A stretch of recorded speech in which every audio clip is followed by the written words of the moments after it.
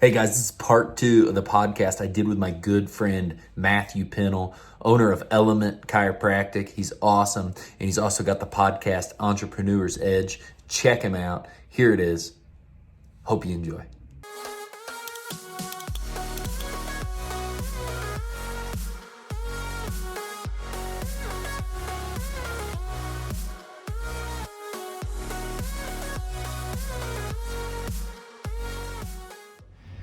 How is it, balancing being a dad, being a father, being a family guy along with the business, right? There's a lot that draws people in any which way. It can pull families apart. It can pull businesses apart. How's it been? Sometimes if you ask my wife, sometimes she would tell you I'm doing great. Today she'd tell you I'm not doing so great. But, it's up and down. Yeah. It's been, as the business grows, I have been doing better, about not working just 24/7. Yeah. I'm just someone that's obsessed with everything I do though. So if it's not that, I'm obsessed about the YouTube channel, or I'm obsessed about this, or obsessed about Sky Zone Sundays with the boys. It's whatever it is, I'm ate up with it. So I think that's probably one of my biggest challenges is I just go all in on whatever I'm doing. But yeah, we've got, really the balance is good. A lot of the issues I see a lot of people talk about being burned out and frustrated. I mean, they're talking about working. I see guys, I see their Instagrams and their YouTube stuff where they're working out and it's dark, they're working just unbelievable hours. I don't do that. I mean, I do sometimes. Yeah. But for the most part, things have been good. It's a challenge. And the only thing that I kind of have to compare that to is just the way I operate it was a challenge when I worked for someone. I didn't have kids. Yeah, I guess I did. Jace was on the way. I didn't have a kid until I started the business. But even when I worked for a body shop, I'd work so many hours that I would still be, there would still be relationship frustrations just off that. Sure. So Yeah. it's really how you're wired, Yeah. But having the balance of, being there for your kids, having the balance of, giving your wife or significant other, it can work both ways. Some time, sometimes I have to functionally think about putting my phone down. Sometimes my wife does. It just kind of depends, but I do feel that when there is a form of selfish, somebody within that family is just more concerned with themselves and nothing else, then that seems to always cause problems. But when it's when you care about your family, we all have our tendencies, but when you really do care, I see the pictures that you post with your kids. Yeah. I mean, I've seen very few people look as happy as you do in those pictures, and it's awesome. Well, thank you. Yeah, it really is. You can tell, that's a genuine smile, genuine care and love of life with those guys, and it's infectious. I like that kind of stuff. We don't fake it. I do. I love hanging out with my boys, the daughter, the wife. I would say the mix is good. What I would say about business is I think you are out of your mind if you think balance is necessarily a thing that's going to be there, because a lot of times in life it's more about the seasons or the stage. This year might be the year where not everything's going to get better at an even tick. This year might be the year that the family and things aren't as perfect, but we really focus on the business, because the next 5 years the family stuff's going to just take off and be crazy. Or this year, the business doesn't do much, and we're maybe it's not the greatest year business wise, but it's family. Or maybe that's not years, maybe that's 3 months here, 4 months there. I think it's less of trying to balance, because you see all these people balancing or talking about balance, and it almost just looks like you try to split up so many things that none of them really get much focus. Yeah, and I think that's probably just for general population, and I say myself included at times, I think it's just probably because they're not sure what else to do. You know what I mean? It's how else do I split this up? Well, everybody preaches balance. Right. Everybody preaches balance. It's a very common theme, right? But I like what you said about, your operation hours too, because look, you can be very effective in a day's time. That doesn't mean you have to stay up till 4 a.m. working either, and I guess where the guys for us work pretty late, and I just have kind of shifted things because the wife and kids don't get up super early. I just shift my day way forward, you know, so I'll get up at 4:30 every day and start on stuff earlier so my stuff can be closer to round it out by the end of the day. That makes sense. I mean, but that's, again, it's maneuvering shifting and working and making things happen. So you're still able to get the things accomplished that you need, but both at home and at the office, I guess, too. And I think when people are willing to do it like that, you're going to find a lot of future success because you're you're really working to handle it however appropriate all around. Because I'm sure it can be a challenge even having your wife work at the office sometimes. For the good and the bad, it's probably awesome in a lot of different ways. Yeah, and she doesn't work at the office full time by any means. You know, there was a time she was probably working like 20 or 30 hours a week at one time doing marketing. But what's really nice about what me and the wife have, I think if we were like full blown, like both ate up with the business, it would be horrible. Yeah, for sure. Because I'm really stubborn and hard nosed about like whatever I'm doing, I'm running a million miles an hour and you're not going to stop me. And so is she, even though it doesn't appear that way all the time. And so it's nice that her thing's marketing, her thing's photography. It just so happens that she does that for us as well as on top of everything else she does. And I mean, when it comes to working with a significant other of any kind, it's not necessarily that one of the two are so abrupt. It's just sometimes like you each need some space too. Like sometimes that's kind of a part of it. My wife and I work together at times. Or have, I guess, in the past. We don't as much now, but you will come across each other at times, and sometimes it's great. We're able to see each other during the day, which is really cool because not a lot of other people get that opportunity. Yeah. Sometimes it's nice to also have that separation so that there's nothing at home that runs over that way. So I see it both ways. But yeah, I mean, trying to figure out exactly how that maneuvers. It's not exactly an easy thing at times. With you having a business, you understand, and this is what it is. Entrepreneurs, business guys, people that own stuff, like their life is a reflection of their business, and their business is a reflection of their life. Yeah, so if their business is falling apart, they hate when everything's falling apart at home. Usually, if it's falling apart at home, it's falling apart at work too, because it's challenged. So. A lot of work goes into it, and that's why you really do need to focus on making them both as good as they can be. No doubt. Well, so where do you see, your business going long term? I know that at one point in time you guys opened a shop in Florida. I believe it was up and running for a couple of years, right? No, it was more short term. Okay. It was more like 7 months, something like that. Was it a situation where you're just, I don't like the travel? Was it, it wasn't as successful as you wanted? Is it just loved it? It was growing. It was growing rapidly. Everything was awesome. We did as much in sales in like a March there in Florida as we'd done in a March back home after 3 or 4 years. That's crazy. And that was just there. So it was successful. Things were going well. The people we had for back home, everything was so tight making it work anyways, that the people we had to kind of run back home fell apart. There's so many moving pieces, and even though it's Scooter's Lawn Care, we're more landscape design and installation. There's so many moving pieces in that like if you don't have someone that can figure stuff out on the fly, make it work, push sales, it would be hard to do. I 100% respect your business decision in regards to how you operated that, I guess, deciding to close down Florida and coming back to focus, Illinois full time. But, another business owner might ask, well, if it was doing so well, why not focus more even on the Florida versus, back in Springfield? How did that decision go? So even though it was going well, it was still small. It was doing well in the means of like it grew 200% or some crazy percent. I never even did the numbers faster than the original. But all in all, there was very few employees doing this. This was still smaller. Where back home, it was also growing extremely rapidly. We've been 100%, 70%, 80% up most years.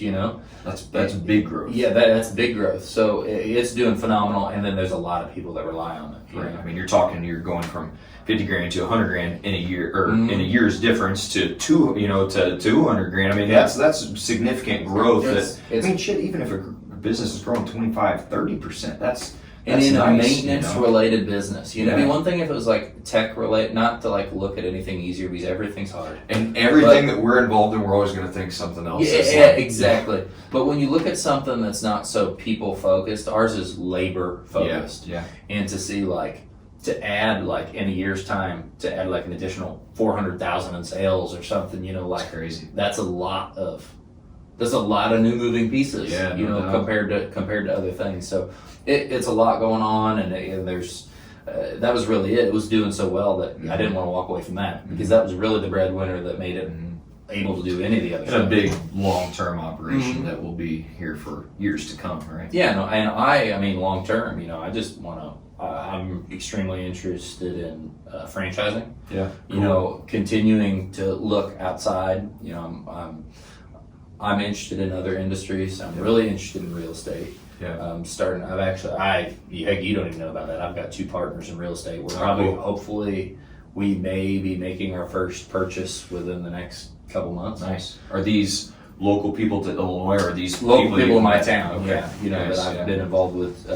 So they have their own, you know, their own pluses where we have our kind of pluses in the business that we run that work well for that. So Mhm. that's a focus. But yeah, I mean, there's just so much room to grow. You know, there's so much room to grow our business where it's at and grow it somewhere else. Plus all the other things we're interested in as well. Yeah. So Let me ask you this. So, you know, you and I took pretty different routes in regards to how we, if you will, got to where we are, or the businesses that we're involved in, right?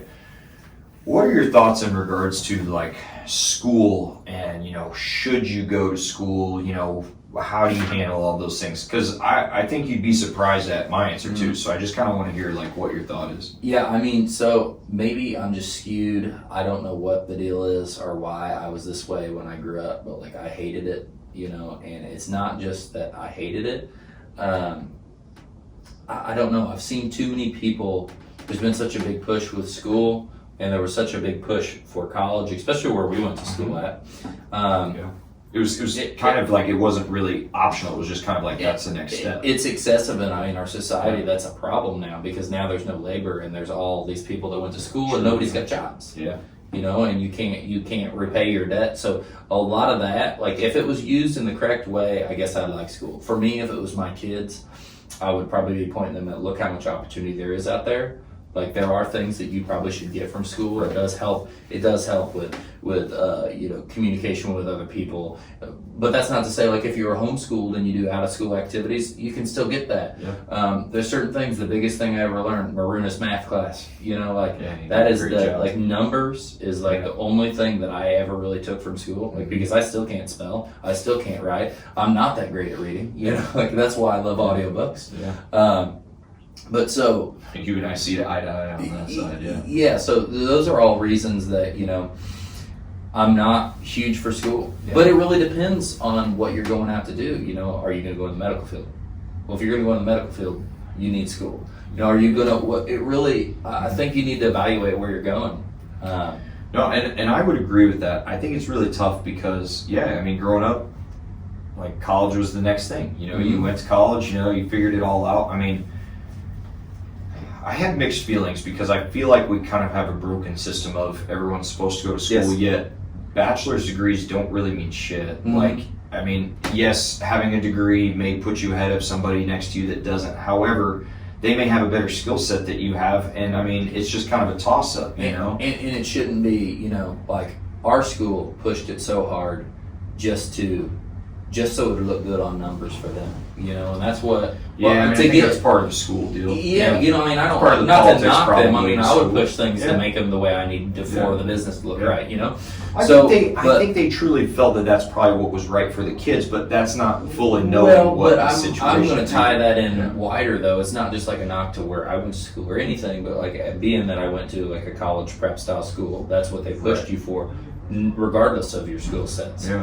And like we're going to see a big shift in our economy of where they're going to start pushing trade schools again, and things like that are going to come back around, and it'll even back out, and then it'll probably over the next hundreds of years it'll just be, it's like a constant roller coaster. You know, there'll be a labor again, Yeah. and then there'll be college again. You know, and it's just Yeah, well, I truly feel that I know at 18 it was really hard to figure out what you want to do. Mhm. You know, it took a few years out of that.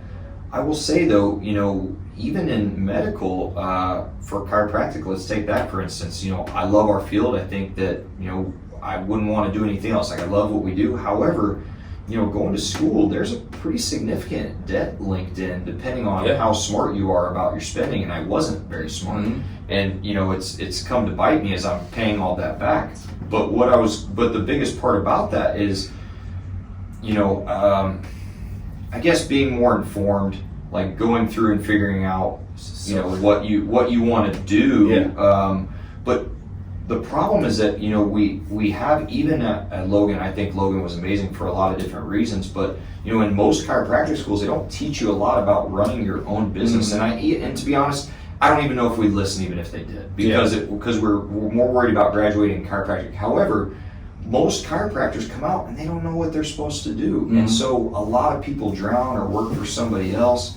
And working for somebody else is fine. There's nothing wrong with that. Some people are leaders and want to grind out. Some people want to, you know, take a safer route, and that's completely fine. Do what's right for you, but know that you got to pay that back one way or another. So you got to make yourself as successful as possible. The system, and here's my thing: the system's like totally broken. Yeah. Like the college debt deal is like a huge deal. No doubt. You know, and that could change. Like I was gonna say, you know, like just like a guidance counselor doing a better job of actually guiding, maybe not towards college, maybe this person should, maybe I know enough now that this is where they should be, more of like a construction field, or maybe that's their skill set better. Right. But yeah, like it's sad, there's a couple things, you know, a college debt is like the one debt you cannot get rid of. And it's chained to you unreal, for the rest of your life. And that's the first part. And then the second thing is they'll give you $200,000 to go to college when you're whatever age that is, and they wouldn't loan you $20,000 to start a business. They'd laugh in your face to borrow 20, but they'll give you 200 and it's like you can just do whatever the hell you want with it. With you a can significant interest you could go rate bounce and all that. around and do whatever, or you know, like you got zero guidance, and it's just, it sets people up for disaster. Yeah, I mean, because to be honest, like let's just take even, you know, your route versus my route. Okay, you didn't really have any debt, like from a school standpoint, because that's the route you took. And I mean, regardless of what you were making, like, I mean, let's just say that somebody came out and I'm really purely throwing out numbers, but you know, let's say that, you know, you came out, you didn't go to school at all, but you know, you're able to find a job making $50,000. Okay, great. People don't realize sometimes what it takes to build $50,000 from nothing. That's a lot of work. But then on top of that, like while you're making those money, as long as you're growing, as long as you're doing more, right? Like the problem is that where a lot of people go wrong is they come out and they are at 50 or 25 or 30, and they're fine with that for the rest of their life. Now that's a problem, right? Like that's a big problem, and unfortunately that's a product of who you're around and all that stuff. But you know, then you take my route, which, you know, in theory you're supposed to be making more money medically, and you know, over time you do. That people can typically say doctors' best years are, you know, down the road. However, I mean, shit, like you can make $200,000 compared to somebody that's making 50, and that $50,000 person could be way better off than your 200 with because you got X so much amount time of debt. you got so much time to catch up with debt. Well, and just right. I mean, because like I may be making X amount of money, but I've got these big bills to where maybe I'm only netting, you know, a little bit of money every month. I never really knew. Somebody was telling me the other day, like talking about like people going to school for be a pharmacist and having payments like $2,000 and $3,000 a month. Like I mean, as long as you got the right job, it's irrelevant. Right. Like there's expenses and income, and like, you know, that's a whole different thing. So There's as long cost as of doing business to some level. Yeah, as long as it works out, Right. that's fine. I mean, I guess that could be said for anything. But yeah, it's crazy. I don't know, it's just crazy how much debt can go into it, and then you're chained to it, and it's like a huge line of credit because there's no asset behind it. Right. I know it's unless you forge an asset out of what you get from it. So. And you know, and like I said, that's not to knock one way or another. I think everybody has to make a decision for yourself. In school, they play devil's advocate with us all the time on everything, but it's truly because it's really up to you, and it's not, you know, Jacob can't decide what's best for Matt Pennell. Matt Pennell has to decide that for myself, and vice versa. And I've spent as much money as some people spent in a year on learning and education. Probably all kinds of stuff. Yeah. It was. I mean, just like educational Oh, conference gotcha. stuff. Yeah. I've spent, a good portion of money that, if I was ever to look at that like school, I'm never going to spend that. But like you said, when someone knows what they want to get and they're looking for things to try to better themselves, as long as they're taking full advantage of it and they're moving forward, you're probably going to be all right. And that's kind of why I think, yes, I do think it's good to have some type of degree. I do think it would, be better to maybe do a couple years of whether it's trade school or a couple years of community college, and then feel what you want to do and go from there to grind it out, because it doesn't matter what it was for any of us, right? Like I didn't care for undergrad a whole lot because it wasn't chiropractic. It was a building stage, and I did fine, but as you got into more your field, like now you're really diving in because there's purpose behind these conferences and all that stuff too. Yeah, exactly. I guess the only thing the parts that are really sad for me is the people that have got X chunk of debt and come out making 30 or 40,000 when they were just kind of led into it thinking that this is how I make good money. Yes. That's what's happening. Or can't even get a job. Yep. You're 100% right. No, exactly. Well, so you guys are here for the conference, you're learning a little bit more. And you're going to mingle with some other business owners, which is pretty exciting. Like what typically goes on at a conference? We're just going to wrap up here in the next 2 minutes or so. This conference is really good. It's our CRM, our scheduling system. So we're going to go over the new things that they're going to be doing this year. They're going to have anybody listening to this, if you read anything, Mike Michalowicz is going to speak there, who is awesome books he's put out. So they bring in some really heavy hitter speakers to talk, as far as the business topics. And then so that will go through the course of the day, all these different things focused on new things and business related talk and marketing. And then it'll go all the way into the evening with networking and talking about just what's going on in certain people's business. That's amazing. Just like when I come down here, it's cool. I get to see you. I got a friend, Chad in Dallas area too, that runs one of these businesses, or in Austin area. That we always get together, and we're really similar to where we're at in business. So we get to talk about the things that are going on. It's great. It's awesome. Yeah, and getting to mingle and grow yourselves and all that stuff. It's exciting, Well, so you're wrapping up 2019, headed into 2020. What's on the docket for you? Continued growth. Another little baby YouTube channel starting on top of the one we've already got. And I just want 2020 I just want to make sure that we continue having the most successful year every year, and really trying to make sure that continued growth and make sure that we're focusing on our employees more and more every year. I think we keep making better strides to do those things.